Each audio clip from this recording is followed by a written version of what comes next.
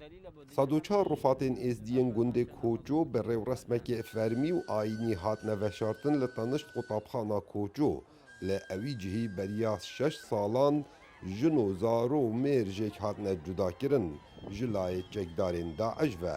û dîv da mêr hatine kuştin bi bihaneya wê çendê ku terka olê xwe nedayne. Kesûkarên qurbaniyên gundê Koço wesa diyar dikin ku li destpêka hatina Daeş xemsarî hebû ji layê hêz û hikûmetên li devera Şengalê. Lewma wek pêdivî berevanî ji êzdiyan nehate kirin û bo sedema wê çendê xelkekî êkcar zor hate kuştin. حكومة العراق مقصر بو بجانبك بجانب شاغل الدفاع عن والدفاع عن يعني مفروض المنظومة الدفاعية شاغل المنطقة ده هي سواء جانب إقليمي أو جانب مركزي أو حماية في الشعب كربانة حماية الشعب كربانة أو يعني أزبجمة هزايمة عسكري وارد من الجيوش هموا بس نزم مدنيا النيف خلقك كده بهلم نيف وحوش هذا نيف يعني یکی وقت داعش ابراستی السی هشت 2014 تنظیم داعش براستی بتر 6000 زدی گرتن و کشتن و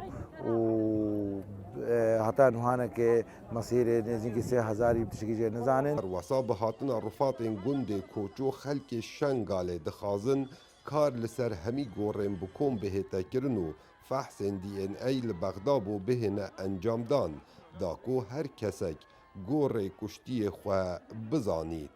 از هیویدارمش حکومت هر کسی کاری به او هستی کن کو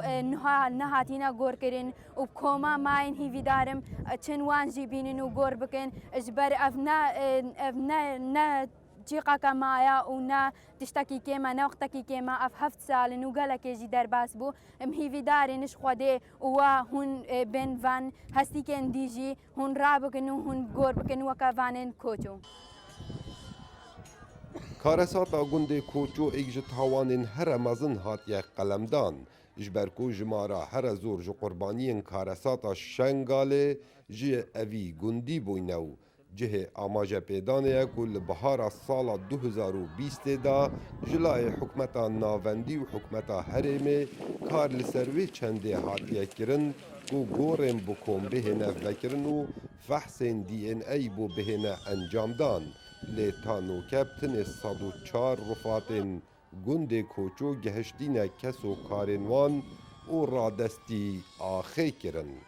کاوا عمر دنگ امریکا قزا شنگاله